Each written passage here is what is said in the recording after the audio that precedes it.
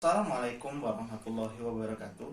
Perkenalkan, saya Fadlan Saputra, peserta Latsar CPNS dari Kabupaten Mukomuko. Di sini saya akan menjelaskan materi nilai-nilai anti korupsi dan aplikasi nilai-nilai tersebut sesuai tupoksi saya di UPTD Pengairan. Selamat menyaksikan. Tugas hari ke-8, nilai-nilai anti korupsi.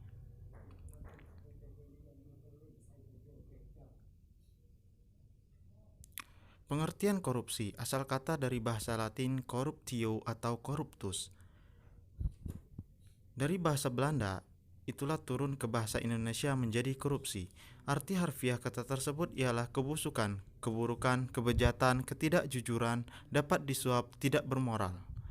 Menurut Kamus Umum Bahasa Indonesia Purwadarminta, korupsi ialah perbuatan yang buruk seperti penggelapan uang, penerimaan uang sogok, dan sebagainya.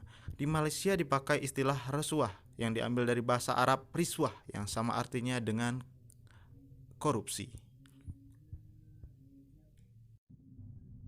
Definisi korupsi.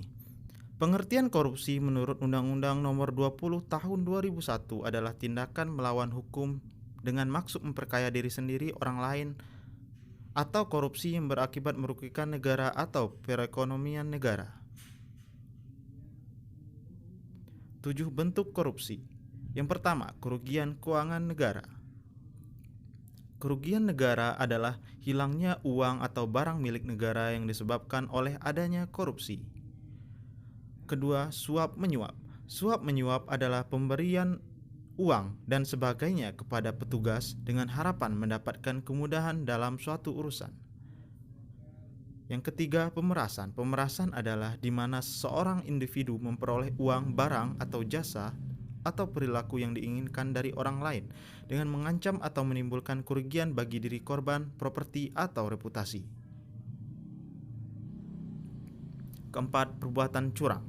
Perbuatan curang adalah perbuatan yang identik dengan ketidakjujuran dengan maksud memperoleh keuntungan tanpa bertenaga dan berusaha.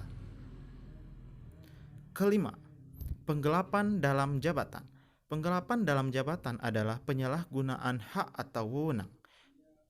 Yang keenam, benturan kepentingan. Benturan kepentingan adalah perbedaan antara kepentingan ekonomis perusahaan dengan kepentingan ekonomis pribadi, direktur, komisaris, atau pemegang saham utama perusahaan.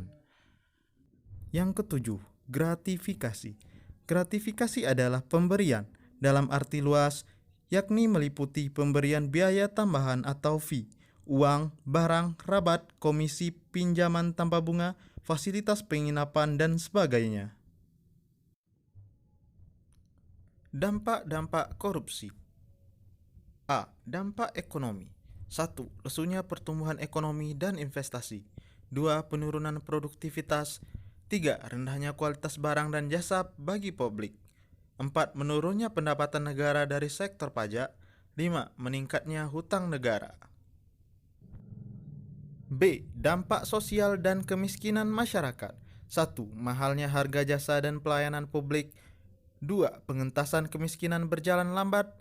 3. Terbatasnya akses bagi masyarakat miskin. 4. Meningkatnya angka kriminalitas. 5. Solidaritas sosial semakin langka dan demoralisasi. C. Runtuhnya otoritas pemerintah. 1. Matinya etika sosial politik. 2. Tidak efektifnya pengaturan dan perundang-undangan. 3. Birokrasi tidak efisien. D. Dampak terhadap politik dan demokrasi. 1. Munculnya kepemimpinan korup. 2. Hilangnya kepercayaan publik pada demokrasi. 3. Menguatnya plutokrasi. Dan 4. Hancurnya kedaulatan rakyat. E. Dampak terhadap penegakan hukum. 1. Fungsi pemerintahan mandul. 2. Hilangnya kepercayaan rakyat terhadap lembaga negara. F. Dampak terhadap pertahanan dan keamanan. 1. Kerawanan Hankamnas karena lemahnya alutsista dan SDM. 2. Lemahnya garis batas negara. 3. Menguatnya sisi kekerasan dalam masyarakat. G. Dampak kerusakan lingkungan. 1. Menurunnya kualitas lingkungan. 2. Menurunnya kualitas hidup. Pencegahan korupsi. 1.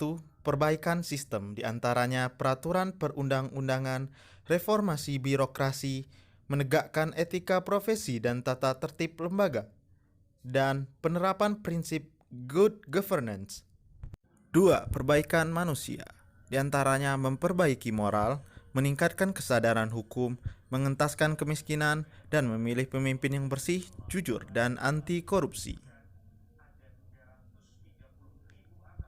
Nilai-nilai anti korupsi: jujur, peduli, mandiri, disiplin, tanggung jawab, kerja keras, sederhana, berani, dan adil.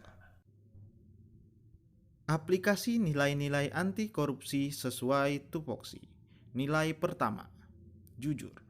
Di antaranya melaporkan tugas kepada pimpinan sesuai dengan kondisi realita di lapangan, membuat laporan kegiatan dengan sebenar-benarnya, dan membelanjakan anggaran kegiatan sesuai dengan RAB yang telah dibuat.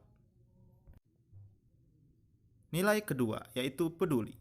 Saling menolong rekan kerja yang membutuhkan pertolongan baik hal tugas maupun urusan pribadi. Nilai ketiga, mandiri. Mampu mengurus diri sendiri, menjaga kesehatan, kebersihan, dan mengatur keuangan pribadi dengan baik, dan tidak perlu diperintah dalam melaksanakan tugas yang menjadi tupoksi. Nilai keempat, disiplin. Datang dan pulang sesuai dengan waktu kerja, menggunakan seragam sesuai peraturan yang berlaku, dan melaporkan laporan tugas tepat waktu. Kelima, tanggung jawab. Menyelesaikan setiap tugas tupoksi dengan sebaik mungkin dan mempertanggungjawabkan laporan kinerja yang dibuat. Nilai keenam, kerja keras.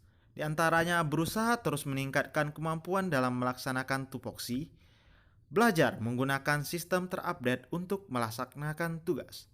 Ketujuh, sederhana. Tidak menggunakan barang-barang mewah dalam kehidupan sehari-hari. Kedelapan, berani.